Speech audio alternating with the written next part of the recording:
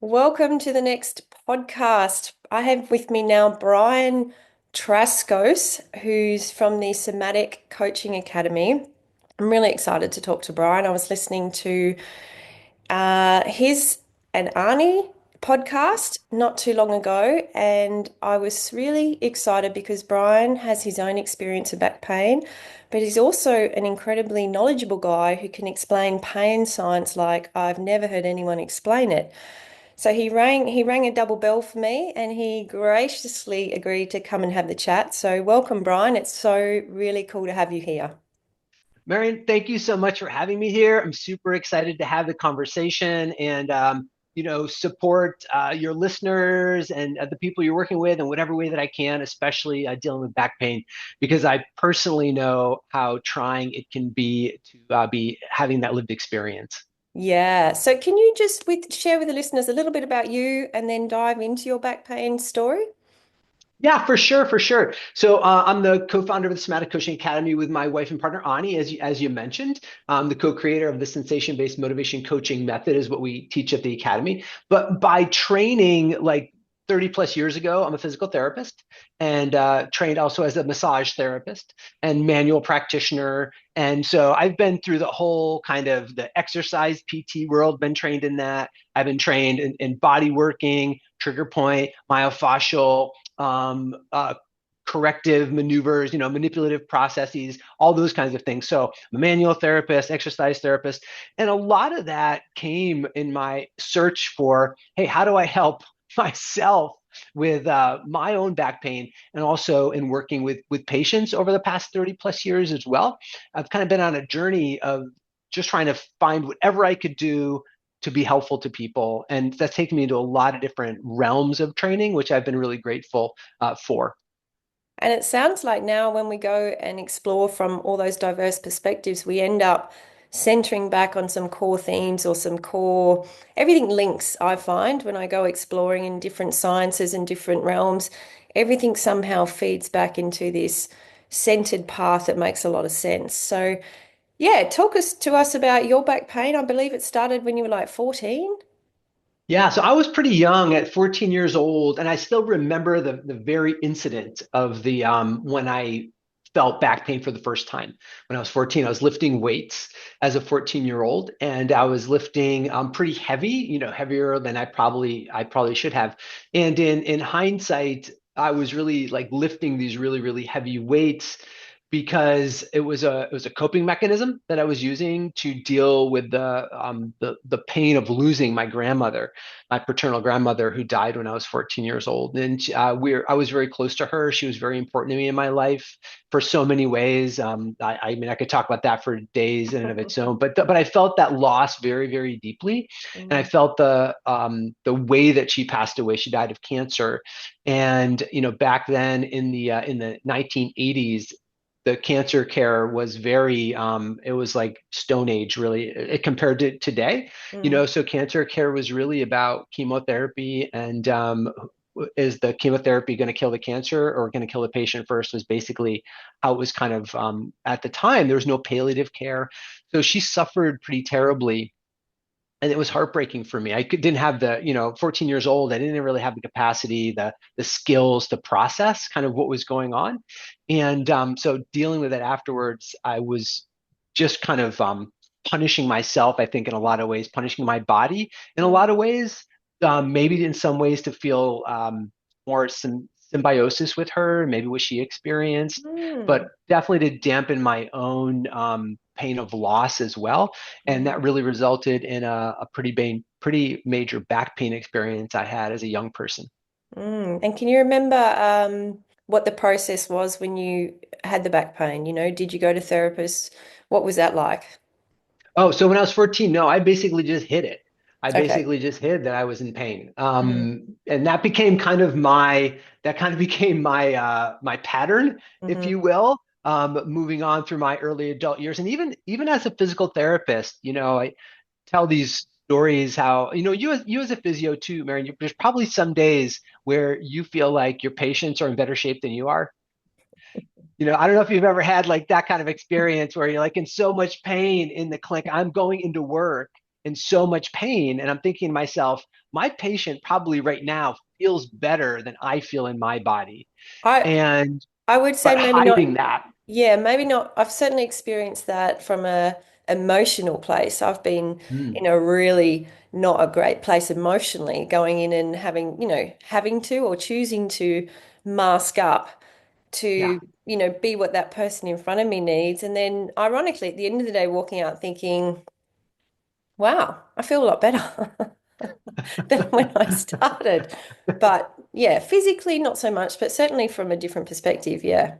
Yeah, yeah. So you understand kind of what that's like. So physically, I would just, like you said, mask up or armor up or grit through. I would really just hide it a lot of the Hmm. times in my earlier life, and try to figure it out myself, sort of thing. So I did a lot of, I do a lot of reading, a lot of study, those kinds of things. Sometimes I would go and meet with somebody if I thought that they would be helpful to me. I wouldn't very often seek out help. But again, that's a part of my pattern, a part of my social conditioning, which Hmm. I think actually led to me having chronic back pain Mm, experiences. I mm, mean, so when I start thinking about why I had a back pain experience for so long, for 27 years, and the way that I dealt with it, and I can look back and really put together the pieces of the puzzle now in hindsight around like things like social conditioning. I kind of my part of my social conditioning is basically to lower my expectations or my reporting, like lower my pain reporting, kind of stuff it, basically bury, soldier on sort of things, no matter what. And so I did, and never ask for help. You also never has mm. ask for help. That's a Be big one. be fiercely independent. Have to figure it out myself. So all of those things I think probably led to me having experienced longer than I Mm, probably needed to. Number one, mm, but what it did come out of that is it. I was very motivated. I was still very motivated to solve my problem, and so it basically led me into all these other avenues mhm, of learning, right? Of mhm, study, mhm, and a lot of those studies brought me into the understanding that healing is not about the physical body alone. And so, I first really kind of came across that understanding when I was working at Craig Hospital. So Craig Hospital is a pretty well-known neurological rehab hospital in Denver, Colorado. And for anybody who remembers the Columbine shooting that happened in mm, 1999, so all of the kids from that school shooting who had neurological injuries rehabbed at Craig, which is just down the road from Columbine. And one of my patients was a guy by the name of Patrick Ireland, a kid by the name of Patrick Ireland. And he was the boy who jumped out of the window and was on like all the magazines and all those kinds of things. And what I realized when I was working at Craig and working with people like Pat is that we weren't really that good at predicting who would recover from traumatic brain injuries and who wouldn't. And you'd think that with all the science and like the scans and all those kind of the best doctors in the world, that we'd have a good idea of like, oh, so here's the physical problem, here's the physical issue, the person's going to have this exact function or this, but it wouldn't work out that way. And I mm, really realized that some people healed from really traumatic injuries mm, much better than other people who had less traumatic. And by the way, any neurological injury is a traumatic injury, by the way. So I don't want to kind of grade it that way. But if you look at it objectively on scans, some people just should do better than other people just mhm, looking at scans. And it didn't always work out that way. And I realized that some people healed when they weren't supposed to, and other people didn't heal when they were supposed to. And it got me very interested in why that was. It And can, so go ahead. as Yeah, it please. as it should. It really Yeah. should get you very interested because in that inquiry are all the answers to what we're missing with our current model. These are the clues that aren't being, or they are now. They're being explored a lot now, and I think every physio, every manual therapist, every chiro, osteo has had that experience of looking at someone's objective data and it doesn't match up with what they're seeing in front of them clinically. Mhm. And yeah, on both directions, people with horrific scan results who are smiling and happy and seem to not have a care in the world, and people with relatively minor changes having the most intense experience of what's going on. So yeah, that gap is where there's true power. So keep going. I really think that's a key point. Yeah, thanks for that reflection, Marion. I mean, I'm so glad that we're having this conversation and more, especially physical therapists and physical rehabilitation professionals are having this conversation because, just in our training is, we can be biased towards the physical dimension of someone's life experience. And I like to say, we're always living on three planes of existence simultaneously. Like right now, like we're living on a physical plane, right? Mhm, Because you can look at your body, you can touch it, you can feel it, right? There's a physical aspect to us, but mhm, we're also living on a mental emotional plane. Also, mhm, so I have thoughts and emotions. You have thoughts and emotions. We all do, and we're also living on a spiritual plane, and so we're all part of something bigger than ourselves. So if you don't want to call it spiritual, if you have someone who's like, I'm not sure, well, it's a relational plane. Let's talk about living on a relational plane. So we all mhm, are part of something bigger than ourselves. We're all mm. part of larger groups or communities, or we're all part of a larger cosmos in some way. So we're all living on those three planes. And as physical medicine professionals, as physical therapists, we get so dialed into, I've got to just pay attention to the physical body. And I think that's why we come up really short oftentimes Mhm. as physios, in really making a big difference for people who have pain, especially chronic pain, because chronic pain is never solely physical, ever, ever, ever. It's always what we call biopsychosocial. Mhm. We know that chronic pain always has those three components. There's a biological component happening, which means there's something going on in the body for sure.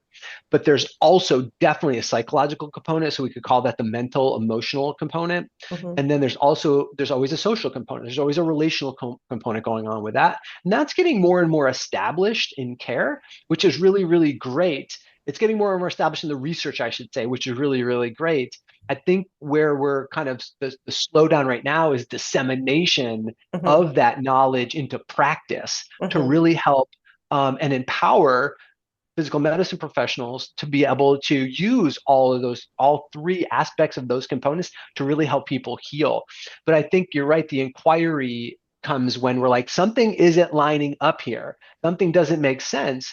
And at that time, I was really, really drawn to that and really, Mhm. really inspired to really try to understand that. And that got me into that really deep study of body mind medicine at Yeah. that time. And that's really what I've been just so inspired about for the last really at this point 25, 26, 27 years. Yeah. And can you speak to that moment where you realized, I heard you speak about the frustration link and the scenario where your back gave out, and it was that kind of like aha moment that, man, every time I'm frustrated, this is what happens following. Can you just, have a little bit of a speak to that key moment where you realized that potentially emotionally there was a trigger for your back pain?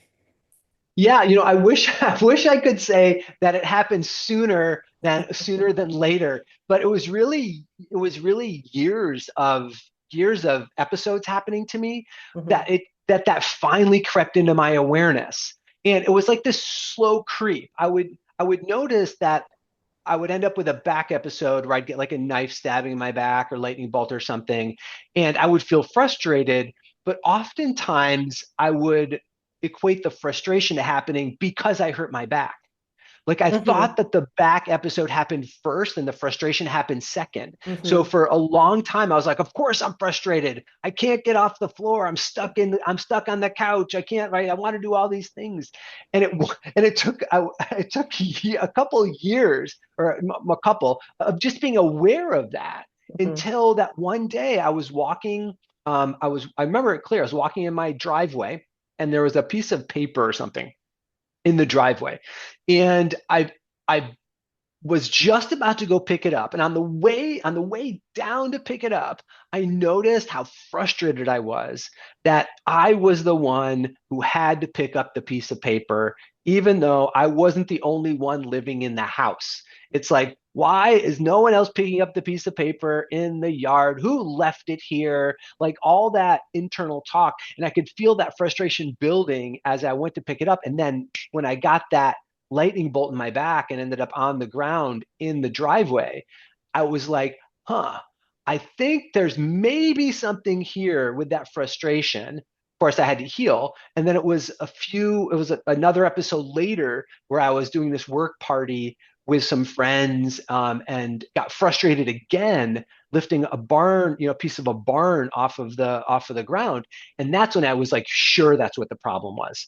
So Mhm. it's like it happened, but then I needed it to happen again to validate that, Mhm. yes, that's exactly what it was. Because now I was kind of almost like looking for it, Mhm.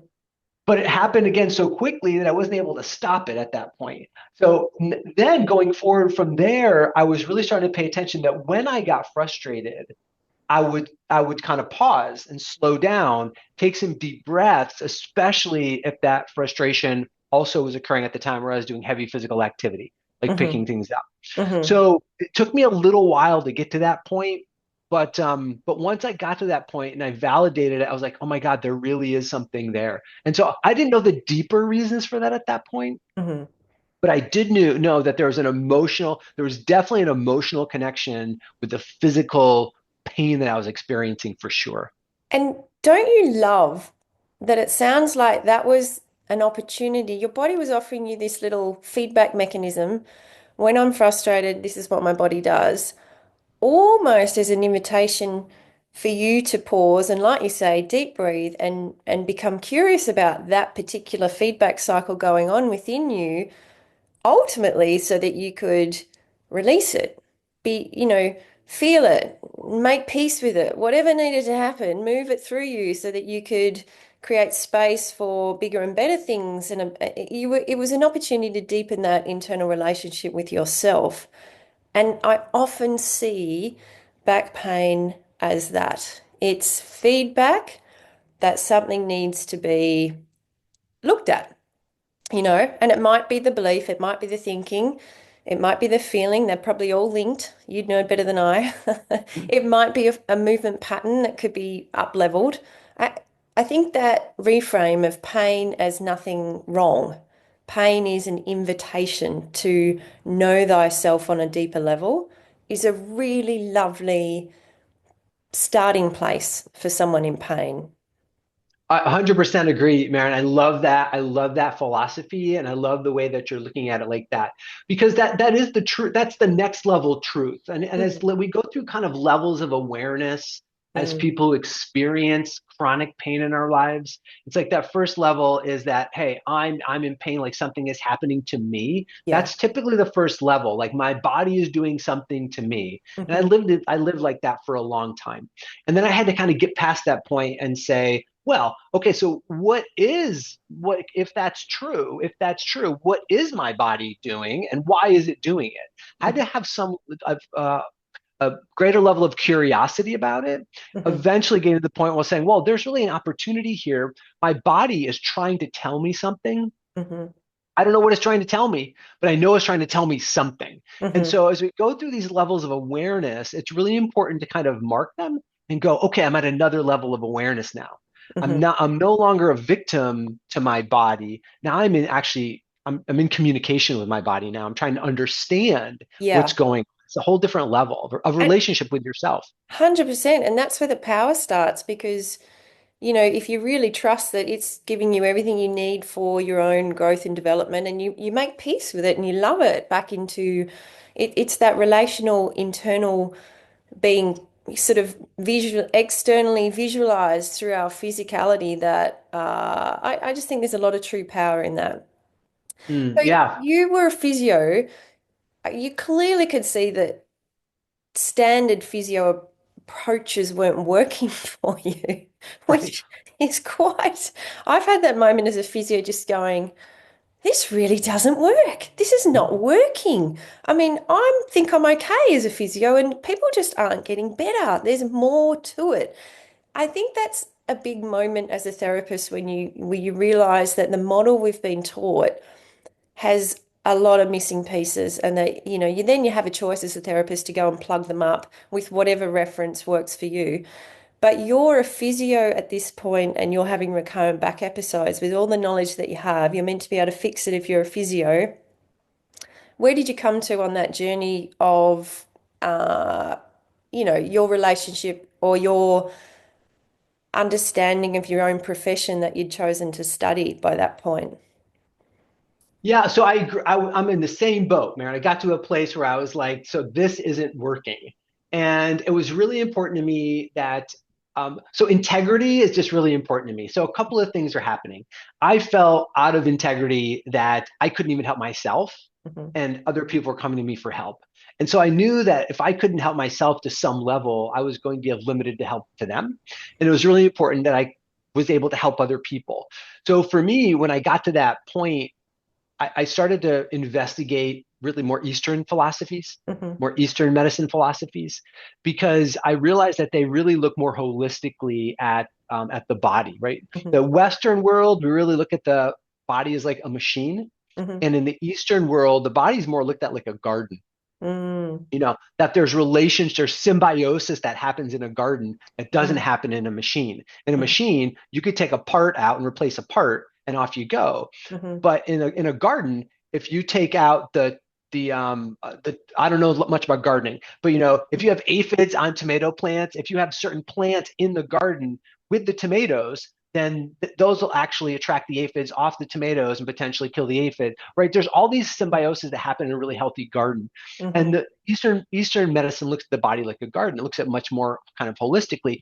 And so I wanted to understand it that way because I thought it could be helpful for me, for myself, and helping other people. So I Hmm. really started getting into things like mindfulness Hmm. and meditation practices, Hmm. somatic practices, tai chi, qigong, Hmm. movement practices that had breath and movement together, as Hmm. well as again meditation practice, self massage practices, Hmm.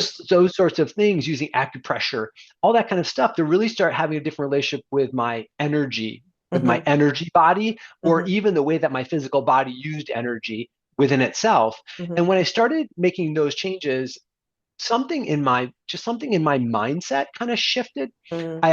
I was able to have a more what we call the non-judgmental witnessing aspect of myself. Hmm. I no longer was my pain, but I was able to observe what was going on in my situation rather than it becoming me. And Hmm. so a lot of the Eastern practices, that's what we focus on, is having some level of separation Hmm. between my experience and who I really am. Hmm. And creating that space was hugely beneficial. And Hmm. so that's one of the things I initially started doing with all of my patients. Then I got trained in a bunch of Eastern medicine kind of philosophies, and Hmm. started working those things into my physical therapy, Western Yeah. medicine treatments. Hmm. And so it just helped me kind of launch pad a little bit more in holistic practice that was Mm. hugely beneficial for people and for myself, absolutely. Yeah. So where are you at with your back now?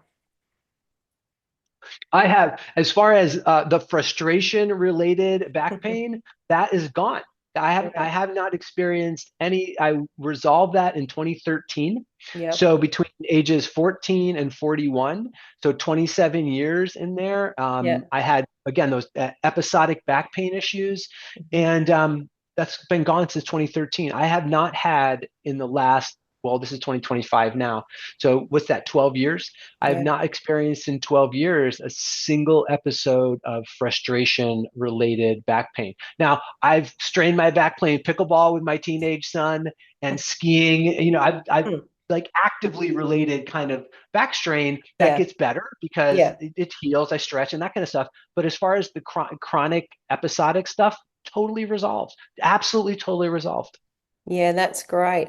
And so if you were looking to pass on your top three tips to someone who's still in it, what would you pass on? Yeah, so I think my first one, thank you for asking, Marion. That's great. So here are my three tips. My first one is, you know, a pain experience, it can be very difficult to live with it like an unrelenting sensory experience. So we have it, and I don't even call it pain anymore, by the way, in my practice when I work with people. We use all sensory based language around stuff because we know that pain is actually not input, pain is output. Hmm. Right? There's no sensors that bring pain into the nervous system. Hmm. We generate pain internally and we output it. So I talk about it initially just to start the ball rolling with people. So I always talk about things in sensory experiences. So this first step, I'm going to use that, and that's why I'm just letting you know. That's why I'm saying it. Hmm. So so an unrelenting sensory experience can just be so draining sometimes when it Hmm. just is ongoing, and it just takes so much of our attention, especially when it's an unpleasant sensory experience. And so what I suggest to people is focus on what you can do. Focus on what you can do because you can do things simultaneously also experiencing a unpleasant sensory experience. You can still do things at the same time. Hmm. And the things that I would suggest you focus on are things like these, what we call core centering or somatic practices, self-massage practices, breathing practices, gentle movement practices, Hmm. and really focusing on more positive or more pleasant or healthier sensory experiences also that you have Hmm. going in your body. As humans, we have thousands, if not millions, of sensory experiences available to us at any moment. Hmm. But when we experience one that overshadows all the other ones, we Hmm. become very hyper vigilant of it, and we forget that there's all these other things going on Mm. in our nervous system. So I say focus on the healthy sensations in your nervous system as much as you possibly can to empower yourself. That would be the very first tip that I would give people. Yeah, great. Number two. The second one I would say is, don't stop living. Don't stop living. Have something important in your life that motivates you to keep moving forward. Even if that thing in your life you're motivated is to feel differently in your body. Hmm. So, and I have to admit, for some periods of time in my life, that was the most motivating thing I had in my life was I want to feel differently. At the time I might have said I want to solve this back pain issue, Hmm. and that was okay because that drove me to continue learning and practicing and going deeper and trying different things and transcending the idea that it was a physical issue, which allowed me to surrender into experiencing the mental emotional level and Hmm. the relational levels that Mm. you have to heal on completely. So have Mm. something in your life, and it might be an internal motivator that you have. It might be something like your family or even your work or even Mhm. whatever it is, but have something in your life that keeps you moving forward and don't stop living.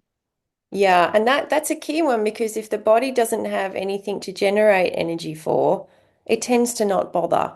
So Right. that drive or that thing that lights you up is a really big part of having the body engage with generating energy to move forward. So I really like that one. And number three. Yeah, so for number three for me, it's always, hey, get a well-trained somatic coach to work with. Mhm. Work with a physio or a somatic professional that understands how to support you on a biopsychosocial level, right? You have to have someone that's not only really versed in how to help you move in more healthy ways and work on that bio level, enhancing flexibility and strength and all those sorts of things, but also someone who's able to help you really reveal and release some of the core limiting beliefs that are knocking around inside of your subconscious. Mhm. Because ultimately, those beliefs, the social conditioning that we have in our life, is connected to our pain experience. It's oftentimes the root of our pain experience. And if we can't get in there and disconnect some of that stuff and unravel it and understand it and release it, we're always going to be cycling back into that physiological experience again. Because that's what pain really is. At the physiological level, there's something driving that physiological looping. And it's not just a physical thing, it's always also a mental, emotional, social thing. Unless you're working with someone or a team of someone to help you do that, you're always going to be recycling. And it takes courage to do that. We all know that. It really takes courage to go to that level of depth of feeling. People are very frightened to feel, I think sometimes they've been encouraged not to, or, if we're not in touch with those things bubbling up, it can be overwhelming. It can be very frightening. But like you say, if you find a somatic therapist who can actually give you the tools to feel safe in feeling, I think that's a very liberating space and so much opens on the other side of that door opening. So they're great tips. We've got 4 minutes left, Brian. What does and when I say the word bulletproof back, what comes up for you?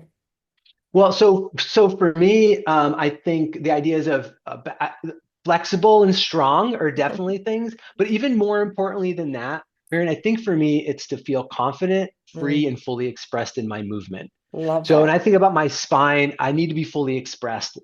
like fearless in terms of picking up a piece of paper off my driveway Mhm. and not even a wink of worry about it, Mm. or going for a run or a hike or whatever it is, to feel fully expressed in my body, I think is how I would think about being having a bulletproof or having bulletproof back. Yeah. I love that you didn't say it's about six pack abs and strong glutes and I just, I have an internal rising of gritting my teeth when just because the messaging, I really feel that constant messaging about strength just keeps so many people trapped and locked in cycles they don't need to be. So thank you for not mentioning that. Oh, for sure, for sure. There's a beautiful saying in Tai Chi practice to become what they say steel wrapped in cotton, become Oh, I love steel that. wrapped in cotton, which means that you have a strong core. You have a strong core, but externally you're very fluid Mm, and graceful and adaptable and mm, free and floating, but you always have a very strong core. And mm, I have always since I've heard that idea, been attracted mhm, to that. And mm, that's my way to think about that is having a fully expressed body, mm. that's fearless in how it moves. Yeah. And look, Brian, I love how you speak. I could talk to you for hours. If people want to know more or listen to more about what you and Ani teach and deliver, where can they find you? Super easy. Find us at the somaticcoachingacademy.com. And you can look at like our somatic coach complete training program if that's what you're interested in. We have some on-demand tools, and we have our podcast also. We're happy to Yeah. have people join in and listen. That's a totally free cast that they can listen to as well, to just soak up all the information that we share there. Yeah, and it's quality information, and there's a huge missing piece with practitioners who our training is very body centric, and I think most of them are realizing now they need some skills in some other areas to become truly holistic. But where do they go for those skills? There is a missing part. So, yeah, I highly recommend these guys. I think you guys are onto it. I think you have practical tools, you have the science, and I just think you're filling a really important gap in training, which is well needed. So, thank you to both of you for offering that. And thanks for your time today, Brian. I've really enjoyed the chat. Mary, thank you so much for inviting me. I'm so glad to be here, and I hope that this was valuable for all your listeners to help them have a bulletproof back. Yeah, I know it will be. See you, Brian. Thanks so much.